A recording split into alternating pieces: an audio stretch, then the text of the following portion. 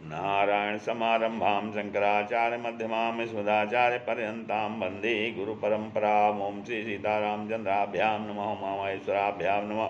ओम श्री एकादशी दक्षिणेश्वर धाम सरकार श्री हनुते नमः। सत्संग के क्रम में आज जो है स्वधर्म पालन का महत्व क्या है उसके विषय में चर्चा हो रही है। कि कहते हैं वरम स्वधर्मो विगुणो न पारक्या स्वनुष्ठितः परधर्मेण जीवन ही सद्य पतति जातितः। मनुष्य में कहा गया है कि अपना धर्म गुण रहित हो तो भी श्रेष्ठ है, और परधर्म अच्छी प्रकार अनुष्ठान किया हुआ हो तो भी वो श्रेष्ठ नहीं है, क्योंकि परधर्म से जीवन बिताने वाला मनुष्य तुरंत अपनी जाति से पतित हो जाता है। गीता में भगवान ने भी कहा है कि श्रेयान् स्वधर्मो विगुणः परधर्मान् स्वनिष्ठितात् स्वधर्मे निधनम श्रेया परधर्मो भयावह। अर्थात कि अध्याय 3 के 35वें श्लोक में कहते हैं कि अच्छी प्रकार आचरण में लाए हुए दूसरे के धर्म की अपेक्षा गुण रहित भी अपना धर्म अति उत्तम है। अपने धर्म के पालन में तो मरना भी कल्याणकारक है, और दूसरे का धर्म भय को देने वाला है। स्वधर्म पालन का महत्व और फल भगवान ने यूँ बतलाया है। गीता के अध्याय 18 के 45वें और 46वें श्लोक में वर्णन करते हैं। स्वे स्वे कर्मण्यभिरतः संसिद्धिं लभते नरः स्वकर्म निरतः सिद्धिं यथा यथा यथा विन्दन्ति तच्छृणु यतः प्रवृत्ति भूतानां येन सर्वमिदं ततं स्वकर्मणा तमभ्यर्च्य सिद्धिं विन्दन्ति मानवः। कहते हैं अपने अपने स्वाभाविक कर्मों में तत्परता से लगा हुआ मनुष्य भगवत प्राप्ति रूप परम सिद्ध को प्राप्त हो जाता है।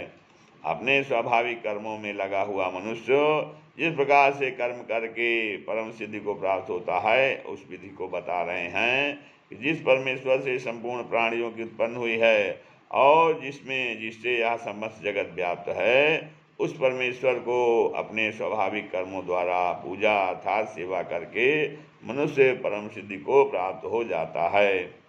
कहते हैं प्राय है कि भगवान इस जगत की उत्पत्ति स्थिर संहार करने वाले सर्वशक्तिमान सर्वाधार सबके प्रेरक सबके आत्मा सर्वांतर्यामी और सब में व्यापक हैं। यह सारा जगत उन्हीं की रचना है और वे स्वयं ही अपनी योग माया से जगत के रूप में प्रकट हुए हैं। अतः यह संपूर्ण जगत भगवान का है, और मेरे शरीर इंद्रिय मन बुद्धि तथा मेरे द्वारा जो कुछ भी यज्ञ दान आदि स्ववर्णाश्रमोचित किए कर्म किए जाते हैं वे सब भी भगवान के हैं, और मैं स्वयं भी भगवान का हूँ ऐसा समझना चाहिए। क्योंकि समस्त देवताओं के एवं अन्य प्राणियों के आत्मा होने के कारण वे ही समस्त कर्मों के भोक्ता हैं।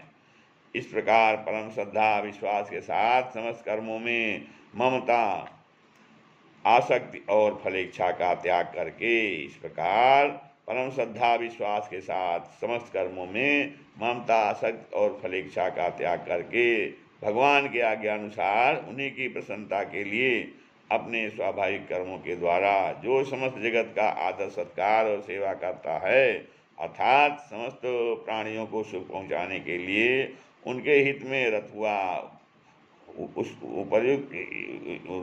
इस प्रकार से स्वार्थ त्याग पूर्वक अपने कर्तव्य का पालन करता है, वह मनुष्य परम सिद्धि को प्राप्त हो जाता है। इस श्लोक में नर और मानव शब्द देकर भगवान ने यह व्यक्त किया है प्रत्येक मनुष्य चाहे वह किसी भी वर्ण आश्रम में क्यों न हो अपने कर्मों से भगवान की पूजा करके परम सिद्धि रूप परमात्मा को प्राप्त कर सकता है। परमात्मा को प्राप्त करने में सभी मनुष्यों का समान अधिकार है। अपने अध्यापन आदि कर्मों को उपयुक्त प्रकार से भगवान के समर्पण करके उनके द्वारा भगवान की पूजा करने वाला ब्राह्मण जिस पद को प्राप्त होता है, अपने प्रजा पालनादि कर्मों के द्वारा भगवान की पूजा करने वाला क्षत्रिय भी उसी पद को प्राप्त होता है। आगे कहते हैं उसी प्रकार अपने वाणिज्य गौरक्षा और कर्मों द्वारा भगवान की पूजा करने वाला वैश्य तथा अपने सेवा संबंधी कर्मों द्वारा भगवान की पूजा करने वाला शूद्र भी उसी परम पद को प्राप्त होता है। यही बात आश्रम धर्म के संबंध भी समझना चाहिए। अतएव कर्म बंधन से छूटकर परमात्मा को प्राप्त करने का जो मानव जीवन का चरम उद्देश्य है और लक्ष्य है, वह बहुत ही सुगम मार्ग है। इसलिए मनुष्य को उपयुक्त निष्काम भाव से तत्परता पूर्वक अपने धर्म का पालन करना चाहिए। भारी आपत्तियाँ पड़ने पर भी धर्म का त्याग नहीं करना चाहिए। महाभारत में बतलाया भी है कि न जातु कामान भयान लोभान धर्मम त्यजे जीवितस्यापि हेतो नित्यो धर्मा सुख दुखे त्वनित्ये जीवो नित्यो हेतुरस्य त्वनित्यः।